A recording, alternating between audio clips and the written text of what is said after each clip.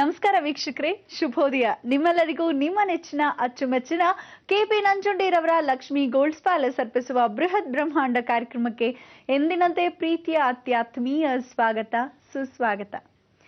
ಭಗವಂತನನ್ನ ಒಲಿಸ್ಕೋಬೇಕಾ?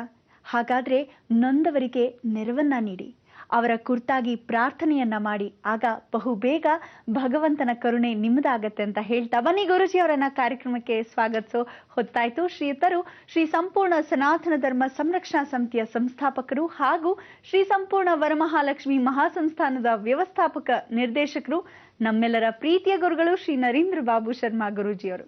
ನಮಸ್ಕಾರ ಗುರುಜಿ. ಬೃಹತ್ ಬ್ರಹ್ಮಾಂಡ ಕಾರ್ಯಕ್ರಮಕ್ಕೆ ಪ್ರೀತಿಯ ಸ್ವಾಗತ ಗುರುಜಿ. ಎಲ್ಲ ವೀಕ್ಷಕ ಬಾಂಧವರಿಗೆ ಪರಿಪೂರ್ಣವಾದ ಸ್ವಾಗತ ನಮ್ಮ ನಿಮ್ಮೆಲ್ಲರ ಬ್ರಹ್ಮಾಂಡ ಲೋಕಕ್ಕೆ. ಇವತ್ತೊಂದು ದಿವಸ ಎಲ್ಲ ವೀಕ್ಷಕ ಬಾಂಧವರಿಗೆ ಪರಿಪೂರ್ಣವಾದ ಸ್ವಾಗತವನ್ನು ಬಯಸ್ತಾ ಇದ್ದೀವಿ.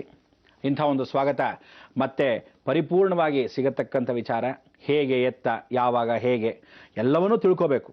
ಸ್ವಾಗತ ಅನ್ನೋದು ಪ್ರತಿಯೊಬ್ಬರ ಮನುಷ್ಯನಿಗೆ ಜೀವನದಲ್ಲಿ ಯಾರಾದರೂ ಮನೆಗೆ ಬಂದಾಗ ಏನು ಕೊಡದೇ ಇದ್ರೂ ಬನ್ನಿ ಕೂತ್ಕೊಳ್ಳಿ, ನೀರು ಕುಡಿತೀರಾ, ಏನಾದರೂ ಉಪಚಾರ ಸೇವಿಸ್ತೀರಾ ಅಥವಾ ಸೇವೆಗೆ ಒಳಗಾಗ್ತೀರಾ ಅಂತ ಹೇಳಿ ಪರಿವರ್ತನೆ ಆಗಬೇಕು.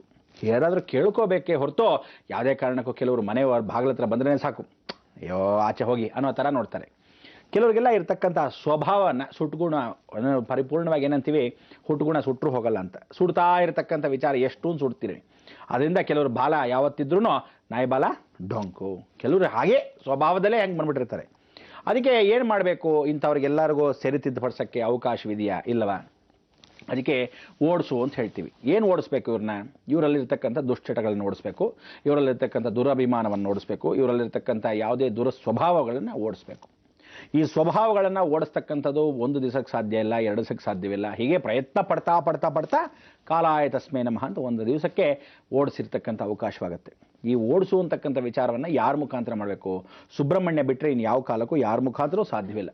ಅದಕ್ಕೆ ಸುಬ್ರಹ್ಮಣ್ಯ ಸ್ಮರಣೆಯನ್ನು ಸೃಷ್ಟಿ, ಇವತ್ತು ಹೇಳಿ ಸೃಷ್ಟಿ. ಅದಕ್ಕೆ ಸೃಷ್ಟಿಯನ್ನು, ಹಾವನ್ನು, ರಾಹು ತತ್ವಗಳನ್ನು, ಮನುಷ್ಯನ ಮುಖಾಂತರವಾಗಿರ್ತಕ್ಕಂಥ ದುರಭಿಮಾನವನ್ನು, ದುಶ್ಚಟವನ್ನು, ಎಲ್ಲ ರೀತಿಯಾದ ದುರಭ್ಯಾಸವನ್ನು ಪರಿವರ್ತನಾ ಸ್ವರೂಪಕ್ಕೆ ಓಡಿಸ್ತಕ್ಕಂಥದ್ದು.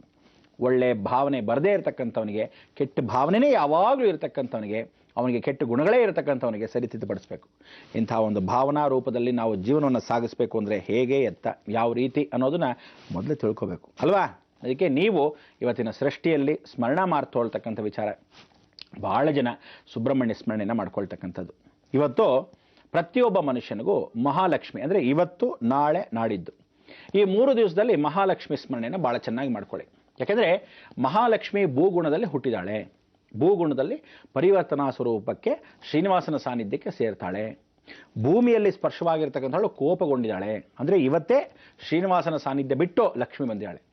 ಇವತ್ತಿನಿಂದ ಪ್ರತಿಯೊಬ್ಬರು ಭಾಳ ಜಾಗೃತಿಯಾಗಿರ್ತಕ್ಕಂಥ ವಿಚಾರ, ಅವಳು ಶ್ರೀನಿವಾಸನ ಸಾನ್ನಿಧ್ಯ ಬಿಟ್ಟು ಬಂದ್ಬಿಟ್ಟಾಳೆ ಅಂದರೆ ವಕ್ಷಸ್ಥಳವನ್ನು ಜಾಡಿಸಿ ಒದ್ದಾಗ ಅವಳಿಗೆ ಬೇಜಾರಾಗಿ, ನನ್ನ ಸ್ಥಳವನ್ನು ಒದ್ದಾಗ ನೀನು ಯಾವುದೇ ಕಾರಣಕ್ಕೂ ಅದನ್ನು ದೂಷಿಸಬೇಕಾದವನು ಕಾಲು ಹಿಡಿದುಬಿಟ್ಟೆ, ಭಾಳ ದೊಡ್ಡ ತಪ್ಪು ಮಾಡಿದೆ. ಪಾಪ ಅವನು ಮಾಯಾ ಅನುಗ್ರಹದಲ್ಲಿ ಅವನ ಕಾಲಲ್ಲಿರ್ತಕ್ಕಂಥ ದುರುದ್ಗಾರ ಎಲ್ಲವನ್ನು ಓಡಿಸೋಕ್ಕೋಸ್ಕರ ಶ್ರೀಮನ್ನಾರಾಯಣ ಅವನಲ್ಲಿರ್ತಕ್ಕಂಥ ದೂರ್ವಾಸ ಮುನಿಗಳ 3ನೇ ಕಣ್ಣನ್ನು ಕೀಳಕ್ಕೆ ಪರಿವರ್ತನೆ. ಅಂದರೆ ಯಾವತ್ತೂ ಕಾಲಲ್ಲಿ 3ನೇ ಕಣ್ಣು ಇತ್ತು ಅಂತಲ್ಲ, ಅವನಲ್ಲಿ ದುರಹಂಕಾರ ಕಾಲಲ್ಲಿ ಮೆಟ್ಟಿ ನಿಲ್ತಿದ್ದ.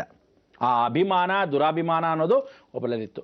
ಯಾರನ್ನಾದರೂ ಒಳ್ಳೆ ಭಾಗದಲ್ಲಿ ಕೆಲವ್ರನ್ನ ಬೇರೆ ರೀತಿಯಲ್ಲಿ ಬೈತಾ ಇದ್ದಾಗ ಅವ್ರಿಗೆ ಬೈತೀವಿ ಅಂತಲ್ಲ, ಪಕ್ಕದಲ್ಲಿರೋನ್ನ ಸರಿ ಮಾಡೋಕ್ಕೆ ಇವನ್ನ ಬೈತಾ ಇರ್ತೀವಿ, ಇವನ್ನ ಸರಿ ಮಾಡೋಕ್ಕೆ ಇನ್ನೊಬ್ಬರನ್ನ ಬೈತಿರ್ತೀವಿ. ಅದೇ ರೀತಿ ಕೆಲವ್ರನ್ನ ಏನು ಮಾಡ್ತಾರೆ, ಇವ್ರ ಮೇಲೆ ಕೋಪ ಅವ್ರ ಮೇಲೆ ಹಾಕ್ಬಿಡೋದು, ಅದು ತಪ್ಪು.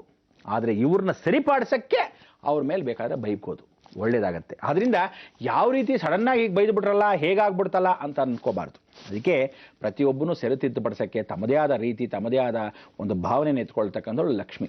ಲಕ್ಷ್ಮಿಗೆ ಗೊತ್ತಿಲ್ಲ, ಅದಕ್ಕೋಸ್ಕರ ಅಲಕ್ಷ್ಮೀ ನಿತ್ಯ, ಅಲಕ್ಷ್ಯವನ್ನು ನೀನು ಮಾಡಿದ್ರೆ ಜೀವನದಲ್ಲಿ ನಿಮ್ಮ ಲಕ್ಷ್ಯಗಳು ಹೊರಟೋಗುತ್ತೆ ಅಂತ. ಅದಕ್ಕೆ ನೀವೆಲ್ಲರೂ ಅವ್ರಿವ್ರ ಬಗ್ಗೆ ನೋಡ್ತಾ ಕೂತ್ಕೊಳ್ಳೋಕ್ಕಿಂತ ನಿಮ್ಮ ಬಗ್ಗೆ ತೊಳ್ಕೊಂಡ್ರೆ ಉತ್ತಮ ಅಂತ.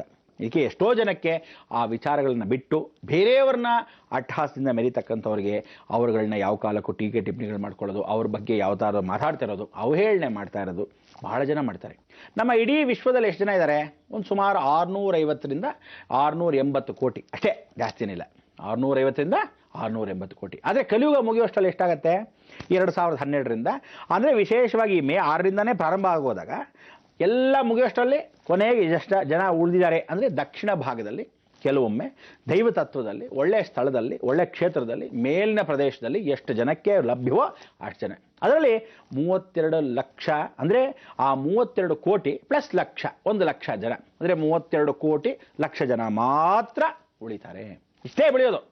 650 ಕೋಟಿಯಿಂದ 680 ಕೋಟಿ ಜನ ಎಷ್ಟು ಕರಗೋಗತ್ತೆ ಅಂದರೆ ಎಷ್ಟು ಜನ ದುರಹಂಕಾರಿಗಳಿರ್ಬೋದು. ಅಂದರೆ ಪ್ರಪಂಚ ಇಡೀ ಅವನೇನು ಮಾಡಿದ್ದ, ಈ ಭೂಮಿಯನ್ನು ನರಕವಾಗಿರ್ತಕ್ಕಂಥ ನರಕನ್ನ ನೋಡಪ್ಪ, ಇದೇ ನರಕ. ಎಷ್ಟೋ ಜನ ಗೊತ್ತೇ ಇಲ್ಲ ಇದ್ರ ಬಗ್ಗೆ. ಈ ನರಕದಲ್ಲಿ ನಿನ್ನ ಸುಖವಾಗಿ ಇಡೋಕ್ಕೆ ಪ್ರಯತ್ನ ಪಡ್ತೀನಿ, ಈ ನರಕದಲ್ಲಿ ನಿನಗೆ ಮಾಡಿರೋ ಕರ್ಮಗಳೆಲ್ಲ ಕಳ್ಕೊಳ್ಳೋಕ್ಕೂ ಪ್ರಯತ್ನ ಪಡಿಸ್ತೀನಿ. ಆದರೆ ನೀನು ಯಾವುದನ್ನು ಆರಿಸ್ಕೊಂತೀಯ ಅದು ನಿನ್ನ ಹಣೆ ಬರ. ಏನಂದರೆ ಪಶ್ಚಿಮ ದೇಶದಲ್ಲಿ ಹಿಂಗೆ ಅಂತ ಒಂದು ತಿಳ್ಕೊಳ್ಳಿ. ಅವರಲ್ಲೂ ಎಷ್ಟು ಡೀಸೆನ್ಸಿ ಅಂದರೆ ನಿಜವಾಗ್ಲೂ ಈ ಕಲ್ಚರು ಇವರು ಅವರೇ ತಂದರು ಅಂತ ಕೆಲವರೆಲ್ಲ ಟೀಕೆ ಟಿಪ್ಪಣಿನೂ ಮಾಡ್ತಾ ಇರ್ತೀವಿ, ಅವಾಗ ನಾವುಗಳು ಮಾಡಿರ್ತೀವಿ. ಆದರೆ ಅಲ್ಲಿ ಇರೋ ಡೀಸೆನ್ಸಿ ಇಲ್ಲಿ ಇವ್ರುಗಳಿಗಿಲ್ಲ. ಅವ್ರುಗಳು ಈ ಥರ ಒಂದು ದುರಹಂಕಾರಗಳನ್ನ ಯಾವ ಕಾಲಕ್ಕೂ ಇಟ್ಕೊಳ್ಳದೆ ಇರತಕ್ಕಂಥ ವ್ಯತ್ಯಾಸಗಳು ನೋಡಿ. ಅವ್ರುಗಳು ಇವತ್ತು ಯಾವುದೋ ಒಂದು ಹರೇ ರಾಮ ಹರೇ ಕೃಷ್ಣ ಅಂತ ಹೇಳಿ ಸೀರೆಗಳನ್ನ ಉಟ್ಕೊತಾರೆ, ಗೌರವಾಗಿ ಬಳೆಗಳು ಹಾಕ್ಕೊತಾರೆ, ಅಂತ ಫ್ಯಾನ್ಸಿ ಡ್ರೆಸ್ಸನ್ನು ಬಿಸಾಕ್ತಾರೆ. ಅಯ್ಯೋ ಇಷ್ಟೇ ಜೀವನ ಅಂತ ಅರ್ಥ ಮಾಡ್ಕೊಂಡ್ಬಿಟ್ಟಿದ್ದಾರೆ. ದೇವರ ನಾಮಸ್ಮರಣೆ ಇರೋಣ, ಯಾವ್ದಾದ್ರು ಗುರುಗಳ ಹತ್ರ ಇರೋಣ, ಶಾಂತಿ ನೆಮ್ಮದಿ ಇಲ್ಲ ನೋಡಿ ಅವ್ರ ಹತ್ರ. ಅದೇ ಎಷ್ಟೋ ಕೋಟ್ಯಾಂತರ ರೂಪಾಯಿ ಇರ್ಬೋದು, ಯಾರಿಗೂ ನೆಮ್ಮದಿ ವಾತಾವರಣ ಇಲ್ಲ. ಇವತ್ತು ಆ ದುರಹಂಕಾರಿಗಳಿಗೆ, ದುಷ್ಟಠದಿಂದ ಇರತಕ್ಕಂಥವ್ರಿಗೆ ಎಲ್ಲರಿಗೂ ಅಲ್ಲಿರ್ತಕ್ಕಂಥ ಆಸಕ್ತಿ ಏನು ಗೊತ್ತಾ, ಶಾಂತಿ ನೆಮ್ಮದಿ ಇಲ್ಲದೆ ಇರತಕ್ಕಂಥ ವಾತಾವರಣ. ಅದಿನ್ನೇನು ಶುರು ಆಗ್ಬಿಡುತ್ತೆ. ಆ ಶಾಂತಿ ನೆಮ್ಮದಿ ಇಲ್ಲದೆ ಇರೋ ವಾತಾವರಣ, ಭಯ ಸಾಲದು. ಬಹಳ ಜನಕ್ಕೆ ಭಯ ಇಲ್ಲ. ಏನು ಭಯ ಗೊತ್ತಾ, ಏಯ್ ಮಾಡ್ತೀಯ ಇಲ್ವೋ, ಆ ಭಯ ಅಲ್ಲ. ಭಯ ಒಳ ಭಯ ಆಗಬೇಕು. ಅಯ್ಯೋ ನಾಳೆ ಏನು ನಮ್ಮ ಗತಿ, ಅಯ್ಯೋ ನನ್ನ ಹೆಂಡತಿ ಮಕ್ಕಳ ಗತಿ ಏನು, ನನ್ನ ಮಕ್ಕಳ ಗತಿ ಏನು, ನಾನು ಇಷ್ಟೆಲ್ಲ ಕುಡಿದು ಹೆಂಡತಿ ಹೊಡಿತಾ ಇದ್ದೀನಲ್ಲ, ರೋಡಲ್ಲಿ ಬಿದ್ದಾಗ ಜಠಾರ್ ಅಂತ ಒಂದು ದೊಡ್ಡ ಲಾರಿ ಹೊಟ್ಟೋದ್ರೆ ತಲೆ ಚಟ್ಟ ಅಂದ್ಬಿಟ್ರೆ ಆ ಮಕ್ಕಳ ಗತಿ ಏನು ಯೋಚನೆ ಮಾಡಿದ್ಯಾ? ಅಥವಾ ನಿಮ್ಮ ತಂದೆ ತಾಯಿಗೆ ನಂಬ್ಕೊಂಡು ಕೆಲಸ ಕಳಿಸಿರ್ತಾರೆ, ನೀನೇನು ಮಾಡ್ತಾ ಇದೀಯಾ, ಬ್ಯಾಂಕಲ್ಲಿರೋ ದುಡ್ಡು ಇವತ್ತು ಪಾಕೆಟ್ ಮನಿ ಕೊಡು, ಕೊಡ್ತೀಯ ಇಲ್ವಾ ಅಂತ ಜೋಬಲ್ ಕೈ ಹಾಕಿ ತೊಗೊಂಡೋಗ್ತಾ ಇದೆಯಲ್ಲ, ಯಾರಿಗೋಸ್ಕರ ತೊಗೊಂಡೋಗ್ತಾ ಇದೆಯಾ? ಮೊಬೈಲ್ ಶೋಕಿಗೆ ತೊಗೊಂಡೋಗ್ತಾ ಇದೆಯಾ, ಹುಡುಗಿರು ಕರ್ಕೊಂಡೋಗಿ ಊರು ಸುತ್ತಕ್ಕೆ ಕರ್ಕೊಂಡೋಗ್ತಾ ಇದೆಯಾ, ಮೋಟ್ರ್ ಬೈಕ್ಗೋಸ್ಕರ ಕರ್ಕೊಂಡು ಹೋಗ್ತಾ ಇದೆಯಾ, ಡೀಸೆಲ್ ಹಾಕ್ಸ್ಕೊಂಡು? ನೀವು ಯೋಗ್ತೆಗಷ್ಟು ಬೆಂಕಿ ಹಾಕ್ತು, ನಾಳೆ ನಿಮ್ಮದೆಲ್ಲ ಸ್ಟೆಬಿಲಿಟಿನೇ ಇರಲ್ಲ, ಸ್ಟೇಬಲ್ ಮೈಂಡ್ ಇಲ್ಲ ನಿಮಗೆ. ಯೋಗ್ತೆಗೆ ಎಷ್ಟು ಬೆಂಕಿ ಹಾಕ್ತು.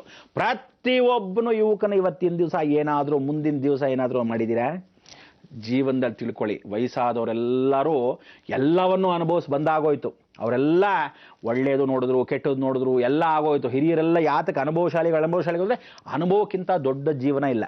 ಆದರೆ ನೀವುಗಳು ಏನೂ ನೋಡದೆ ಇವತ್ತಿನ ದಿವಸ ಇಷ್ಟು ದುರಹಂಕಾರ, ಇಷ್ಟು ಅಟ್ಟಹಾಸ. ಇವತ್ತಿನ ದಿವಸ ದೊಡ್ಡ ಸಾಫ್ಟ್ವೇರ್ ಕಂಪ್ನಿಯಲ್ಲಿ ಕೂತ್ಕೊಂಡ್ಬಿಟ್ಟು 80 ಲಕ್ಷ 80 ಕೋಟಿ ಅಂತಕ್ಕಂಥ ವಿಚಾರ ನೋಡ್ಕೊಂಡ್ಬಿಟ್ಟು ಅಪಾರ್ಟ್ಮೆಂಟ್ಗಳಲ್ಲಿ ಸ್ಕೈ ಇಸ್ ನೋ ಲಿಮಿಟ್ ಅಂತ ಹೇಳಿ ಹೋಗ್ತಾ ಇದ್ರೆ ಬಿಲ್ಡಿಂಗ್ ಮೇಲೆ.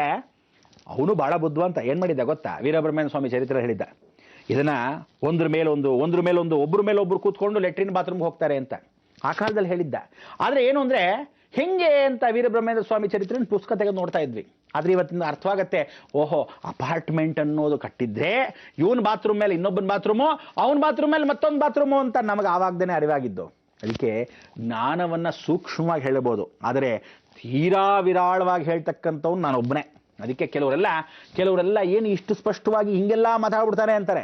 ನಿಜ ಹೇಳಬೇಕಾದ್ರೆ ಹಾಗೆ ಕಷ್ಟ, ಸ್ವೀಕರಿಸೋದು ಕಷ್ಟ. ಆದರೆ ಒಂದು ಸರಿ ನುಂಗೋಕ್ಕೆ ಶುರು ಮಾಡಿದ್ರೆ ಕೈ, ಓಹೋ ಬಹಳ ಚೆನ್ನಾಗಿದೆ, ಅಭ್ಯಾಸ ಮಾಡ್ಕೊಂಬೇಡ ಅನ್ನೋದು ಕೂಡ ಆಗೋಗಿರುತ್ತೆ. ಅದಕ್ಕೆ ಜೀವನನೂ ಬಹಳ ದೊಡ್ಡ ಕಹಿಯ ಜೀವನ. ಇವತ್ತು ನೀವು ಆ ದುರಹಂಕಾರಗಳನ್ನ ಅಟ್ಟಹಾಸನ ಮೆರಿತಾ ಇರ್ತಕ್ಕಂಥ ವಿಚಾರ. ನಾವೆಲ್ಲ ದಬ್ಬಾಳಿಕೆ ಮಾಡ್ತೀವಿ ಅಂತ ಬಹಳ ಜನ ಪಂಚಾಯತಿ ಕಟ್ಟೆಯಲ್ಲಿ ಕೂತ್ಕೊಂಡು ದಬ್ಬಾಳಿಕೆ ಮಾಡ್ತಾ ಕೂತಿದ್ರೆ, ಇವತ್ತು ಆ ದಬ್ಬಾಳಿಕೆ ಯಾವುದೋ ಒಂದು ಸಾಫ್ಟ್ವೇರ್ ಕಂಪ್ನಿಲಿ ಕೂತ್ಕೊಂಡು ನಾನೇ ಬಿಗ್ ಬಾಸ್ ಅಂದ್ಕೊಂಡು ಕೆಳಗಡೆ ಇರೋರ್ನೆಲ್ಲ ತುಳಿತಾ ಇದ್ದೀರಾ. ಯಾವುದು ನಡೆಯಲ್ಲ.